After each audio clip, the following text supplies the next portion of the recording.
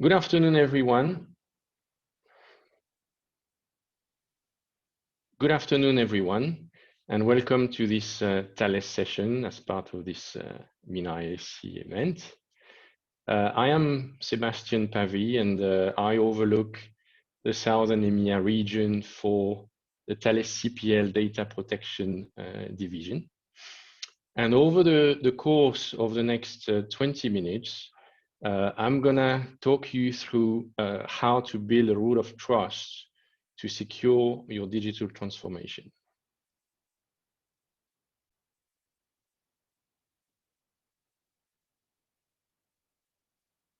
So first of all, as we live in a new normal world, let's see what our IT professionals peers think about this new normal and how they see COVID as influencing their day-to-day reality. So, well, first of all, a few stats based on a recent study. Only half of them are confident in their ability to detect and respond to cyber threats during this pandemic. And the large majority actually believe that the cyber attacks on individuals will keep increasing. And again, the large majority see the shift to homework, which obviously has been very rapid from the end of Q1 onwards, as an increased risk when it comes to data privacy and protection issues. So what are the main causes of cyber attacks? Well, to be honest, they haven't really changed with the pandemic. They've been pretty much the same when it comes to the dominating ones over the past many years. And so the main cause of attacks remains the theft of identities. And so now we're looking at 69% of data breaches which come, or cyber breaches, should I say, which come from identity theft.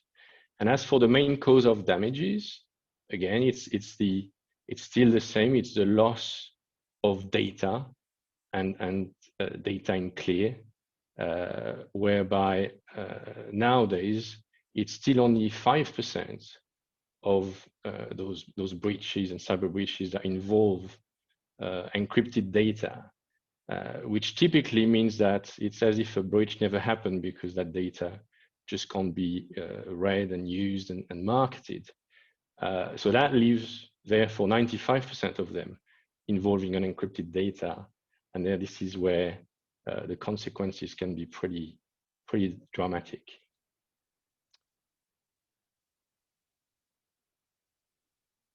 So speaking of which, the consequences of data breaches typically are mainly and primarily financials, with a few underlying causes, of course. And so they typically, you could look at it in two ways. On the one hand, it's a loss of revenue, so sales revenue, based on the impact on the brand and the company, and so typically then the customers will be a bit more potentially reluctant to work with that particular organization that has been breached. And that could result also in job losses, reduced workforce, but and on the other hand, there's a recovery cost, right? So again, the organization, its image, its brand has been damaged, and in order to recover, to repair that image, to recover the trust and demonstrate that a number of measures have been applied to the outside world, that's going to take time and money. And so all in all, again, it is a significant cost.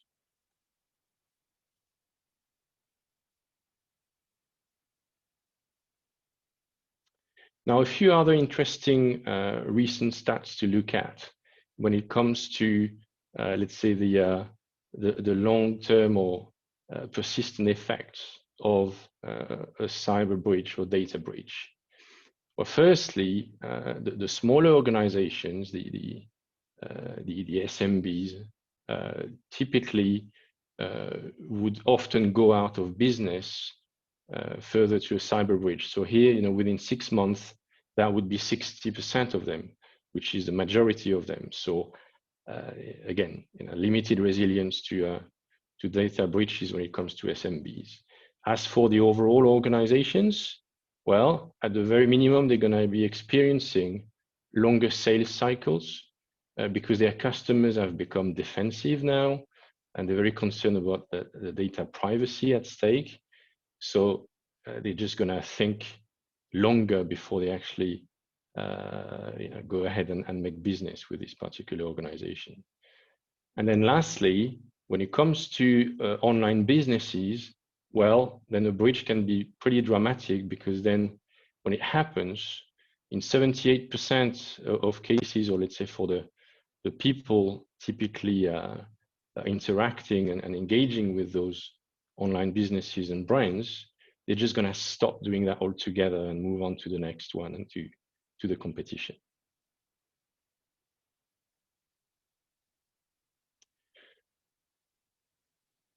So building a root of trust, right, which is really where what we want to establish as a concept and assist organizations with. So where does it start? How do you actually do that? So again, a few things to think of before we go into further details.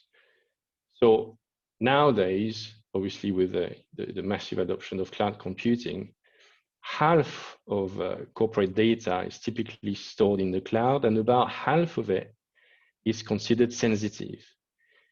And on top of that, because there's still obviously therefore a mix of data and applications and infrastructure residing on premises as well as now in the cloud, well, then that typically creates a fair amount of complexity with different sets of security policies and processes to apply in both types of environments. To give you a concrete example, on average, an organization is going to use over 100 discrete cybersecurity controls, which obviously calls for a significant amount of complexity and needs to be approached and managed accordingly.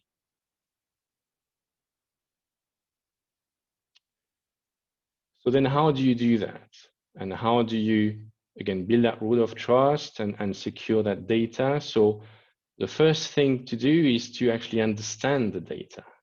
And so understanding the data to know what you actually need to protect in the first place, you need to locate it. You need to be able to and build the capacity to find any type of data, sensitive data, residing anywhere across any type of IT environment.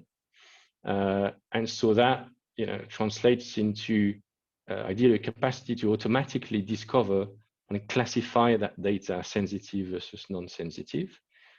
And then going further than that, you need to be able to rank the data and the sensitive data, and through categorization and detailed reports, be able to score it versus different levels of risk. So it's not just binary sensitive versus non-sensitive. It's just a bit more sophisticated and granular than that, with different levels of risks depending on the data type.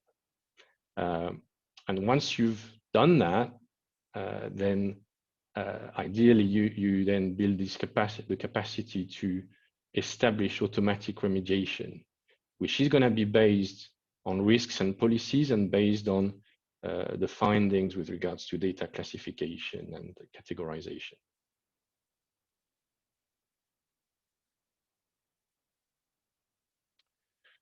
So that remediation, which is then where you actually protect yourself and the data.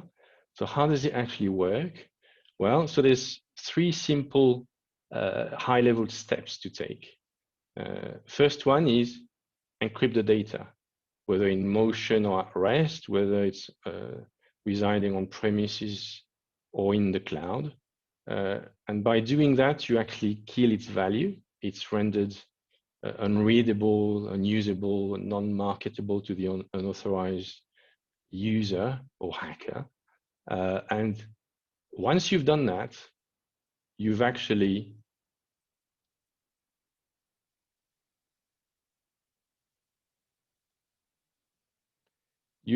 moved the value to the keys.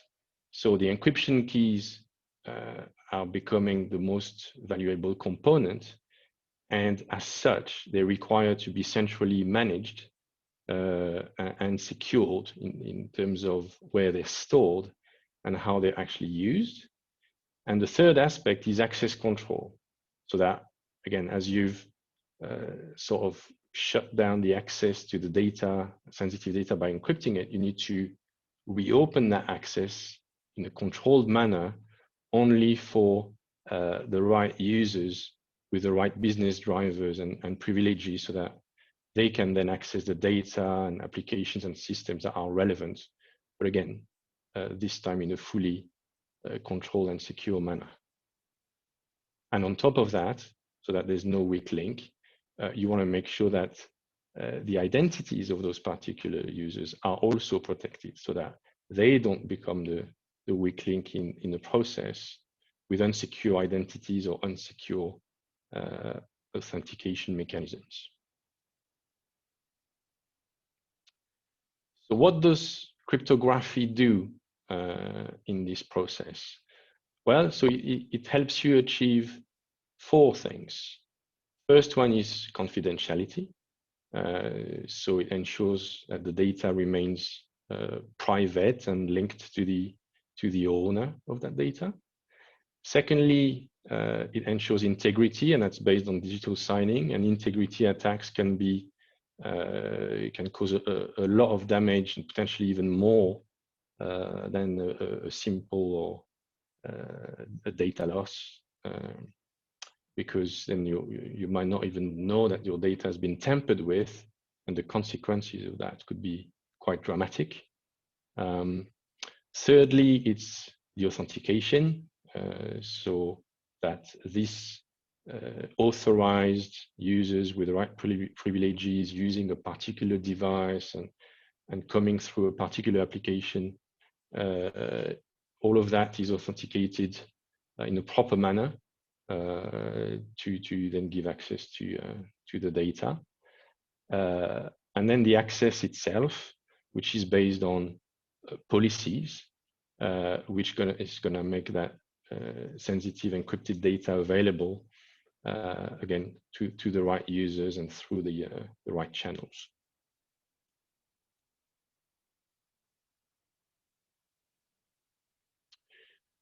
So what does a data privacy and security framework look like in what we see as an ideal world? Well, so it's a flexible framework that's going to allow you to apply multiple layers of defense with full visibility, control, and automation.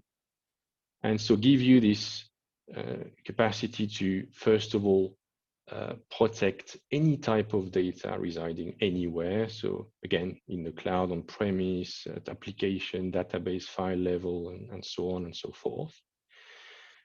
Then you need to have these unified data security solutions that are going to converge to a single central platform and give you the capacity to locate and classify sensitive data in the first place, protect, meaning encrypt or tokenize it or digitally sign it. So this is where the cryptography is going to be applied to it as required. And then, because this is based obviously on cryptographic keys, you need to have central key management behind that. And lastly, capacity to manage accesses to that data and authenticate users securely. all in one, and again, converging to a central management platform. And as for the delivery model, it should really ideally be as flexible as it gets, meaning with capacity to be delivered as a complete, again, data privacy and security framework, platform, and set of solutions, either on demand from the cloud as a service and or on premise based on hardware or software components. And typically the approach nowadays, the trend is to go with a hybrid model when it comes to that as well, whereby you deploy and leverage a mix of both, which adds to the resilience of the whole concept. And all of that back to, again, that central platform giving you central monitoring and reporting, which ensures and facilitates compliance, be it with internal governance mandates or external compliance ones.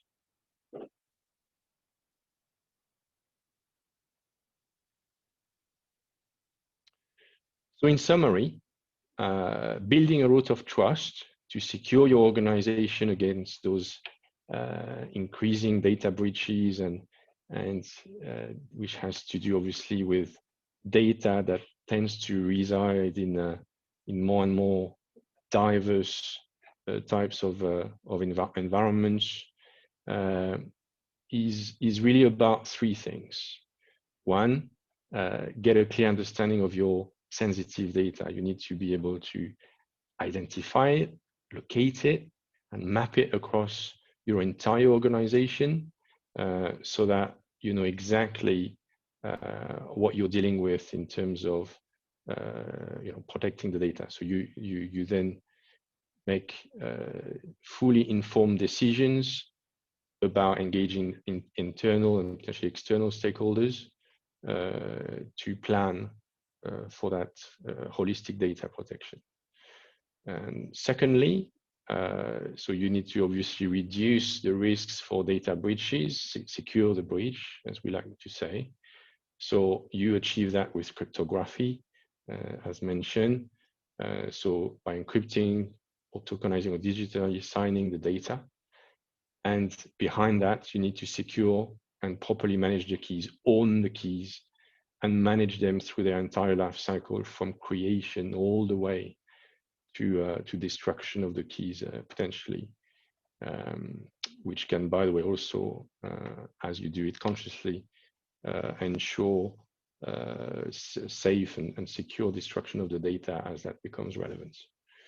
And then lastly, it's about, again, the planning and execution around a holistic data protection approach, which is going to build this capacity within your organization to independently, so without requiring typically any external help, audit, report, and comply. And as we know, compliance is not a one-off process. It's a recurring one.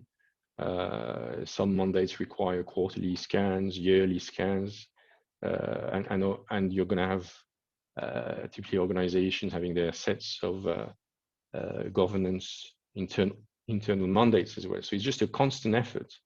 And so based on this kind of framework and platform, and with a root of trust that you would have established, then you'll be fully capable of achieving all that. So it is time for me to thank you for your attendance.